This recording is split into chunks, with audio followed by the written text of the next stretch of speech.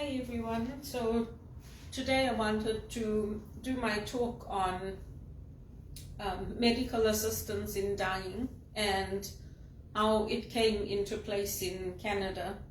So for us as immigrants who came here from Zimbabwe, we didn't have all this, and it was something that was very new to me. I know there are places in the world that have it, like California. Parts of Europe have it, but we never grew up with it. So the church does not support it. The church supports palliative care. And so when the Liberals started bringing it in, they asked us to write to our MPs. There was a request put through by Cardinal Collins to our parishes. So like a lot of people, I wrote and I spoke up against it. And the government said, oh no, don't worry, we are going to put safeguards in. And there'll be age restrictions, and we'll make sure that there'll be at least 2 doctors, and there'll be counseling in place and before the person's life is ended. And mental health illnesses will not be included. And when they passed that bill, they did the exact opposite, just like everything they do. This is not a democracy. Canada is not a democracy. You can't post the news on Facebook. You can't say whatever you want. There's no freedom of speech. When the church opposes things like medical assistance in dying, we get a backlash. And I wrote to people. I wrote to Marco Mendocino. I wrote to Marcy Lynn. And the response was, we believe we have made the right decision. So what the people want doesn't matter. What the democratic people want doesn't matter. What they want is what they are going to do. Just like they decriminalized hard drugs. What they want is what they are going to do. And they are going to allocate the budget according to how they see fit. And they are going to then put in more and more mental health support and treatments, and families meanwhile are breaking up. The people who are hardworking, who are honest, are not getting the support. And so I told Father Larry, I said, when I wrote, this is the response I got. And I copied some of those emails. I copied my parish in on them. Because our rights are slowly being taken away from us. I mean, what if you don't want that assisted suicide? Just like how I didn't want to get the psychiatric assessment, and everybody else around you says, oh no, there's something wrong with her, you must have it done, we don't believe that she's capable. What if that happens to somebody? You can't give back a person's reputation. You can't undo what has been done. You can't unsay what you have said. You can't go back and say, oh no, I made a mistake. Actually, she's very capable. If people made good decisions in the past, what's to say they're not going to make good decisions in the future? And then on top of that, they wanted to have it for children. Children, little children who have not yet reached maturity, who have not yet reached the age where they can take those life and death decisions. I mean, the ridiculousness of what they're doing in Canada is mind-boggling.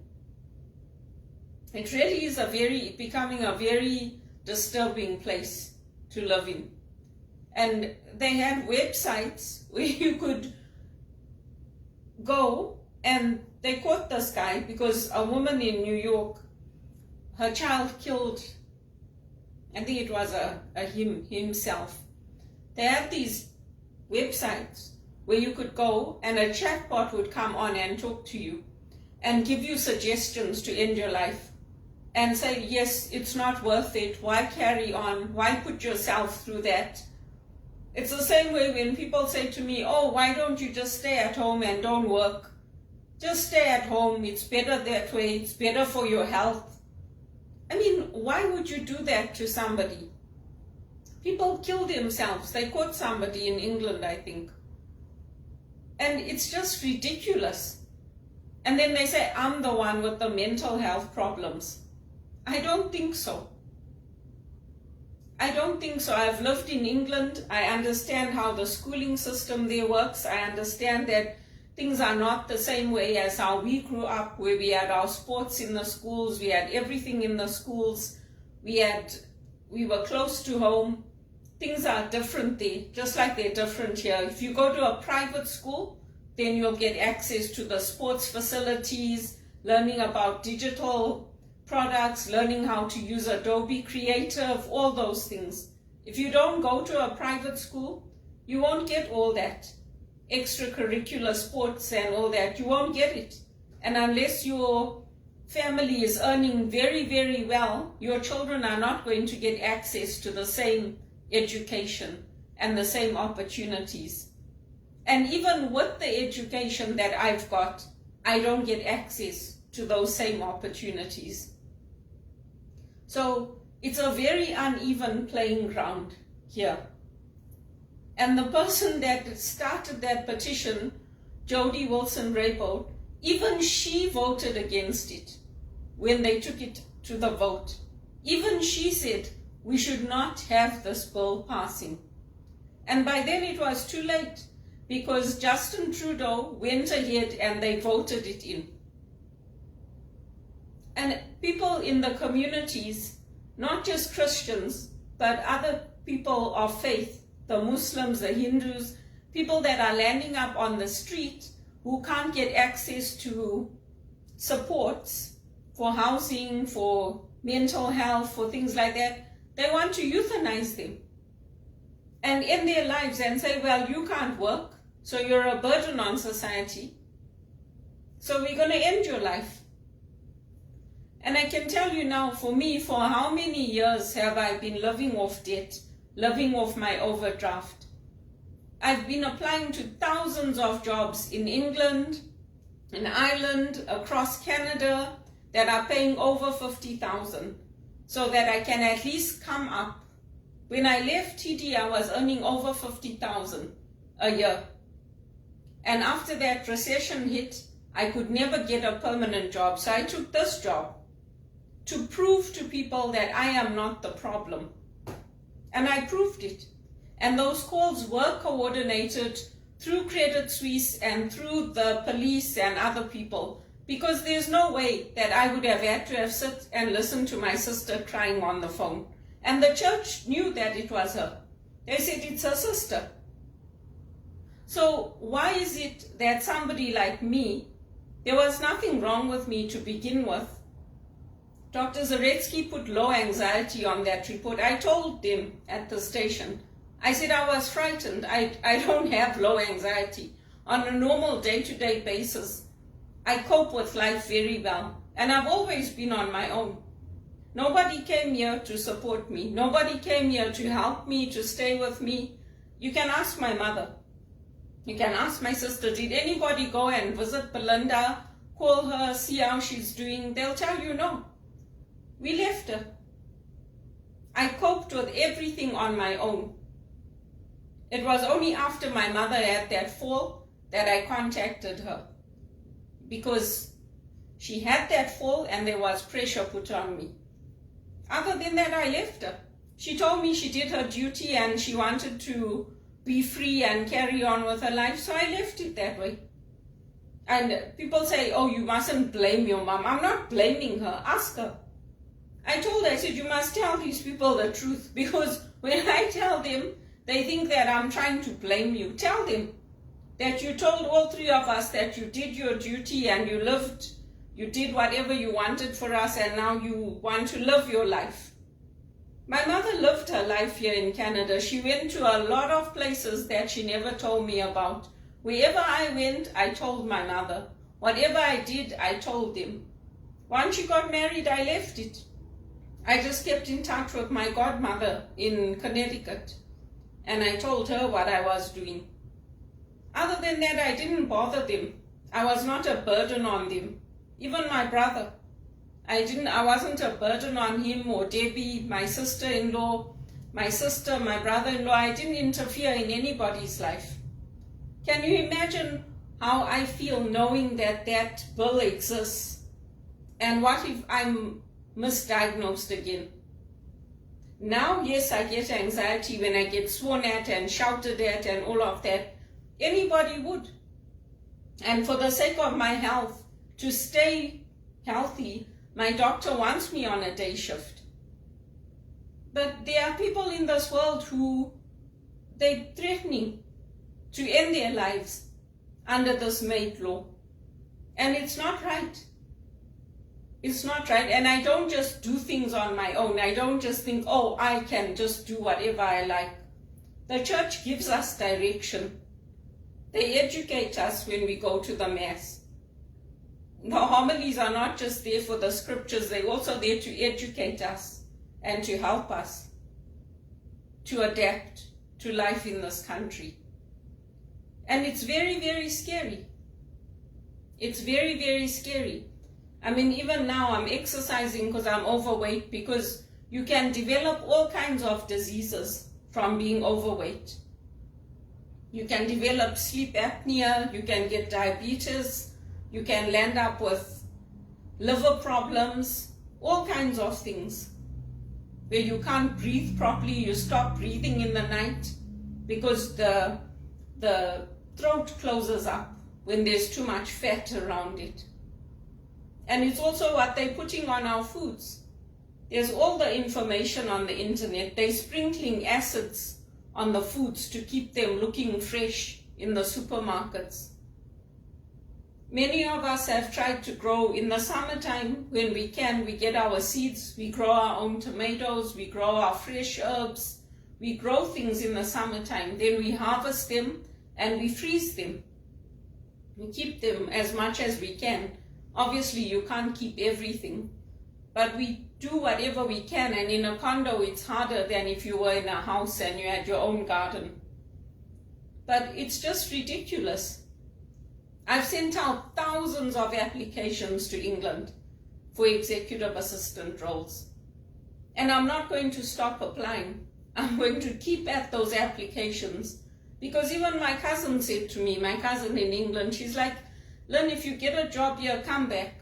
She said, don't stay there. If that's what's happening to your life, and you've been there for 20 years, and you can't get a job paying you over 50,000 a year after all this time, and you're winning awards for your commitment to Canada, to the community, you're doing well, you're winning Employee of the Month at work.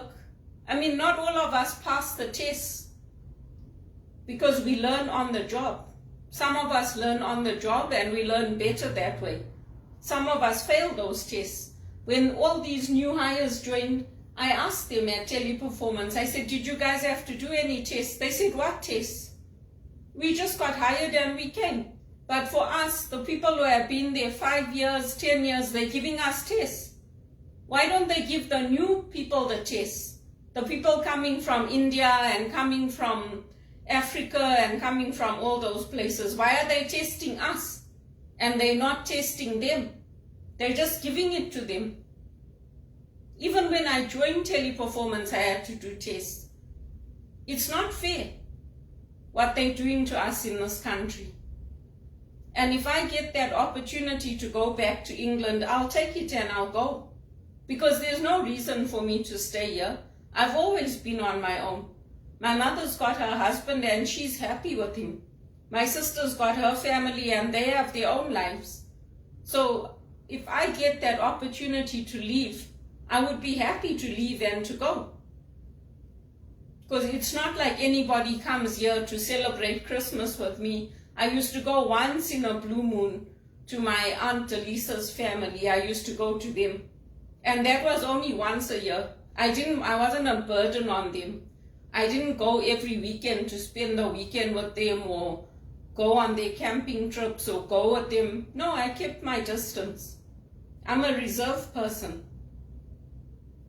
So, I don't know what this Liberal government thinks it's doing. But I mean, to limit what we can post on Facebook, to limit and take away our human rights, to force people to get psychiatric assessments, and then to not put any safeguards in place with MAID.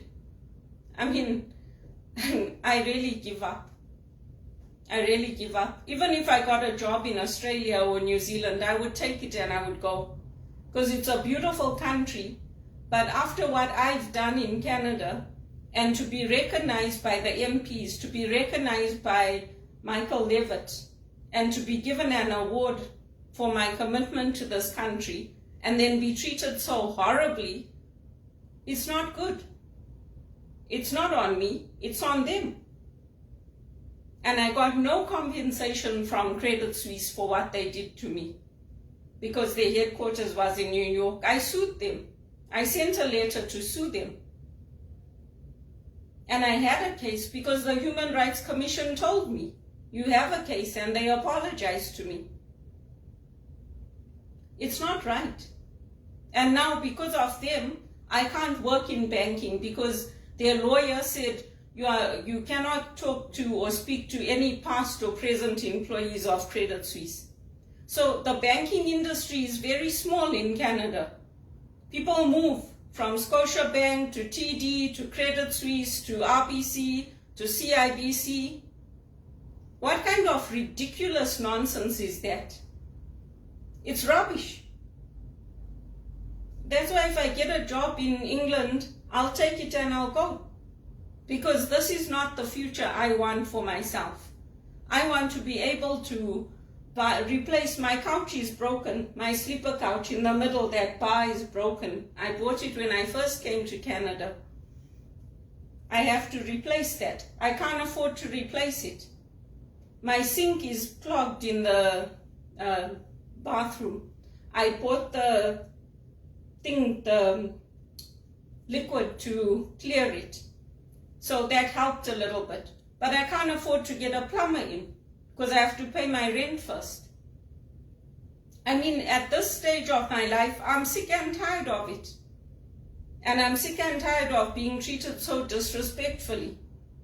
They should make the new hires come in and do all that testing and all of that, instead of making me, who's been in the company for 5 years, do the testing and then tell me, oh, you failed.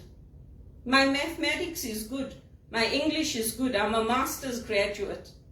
So I don't know how I can fail that test. My typing is over 51 words per minute. My error rate is 3%. And that I don't even use my typing every day. So it's ridiculous. It's absolutely ridiculous. And the church has stood up to this Liberal government over and over and over through Cardinal Collins and told him, you can't treat her that way. You can't bring in this maid with no safeguards. Do they listen? Oh no, we like her. What's that got to do with it? It's not just affecting me. It's affecting the broader society. It's not just about me. It's affecting a lot of people.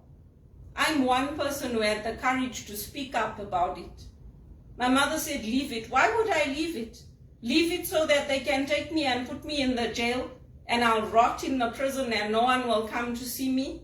Or leave me and take me and put me in Sunnybrook so I'll rot there? Why would I leave it? I'm not leaving it. Just like many activists, I'm going to keep reminding people about what is happening in Canada because it's wrong.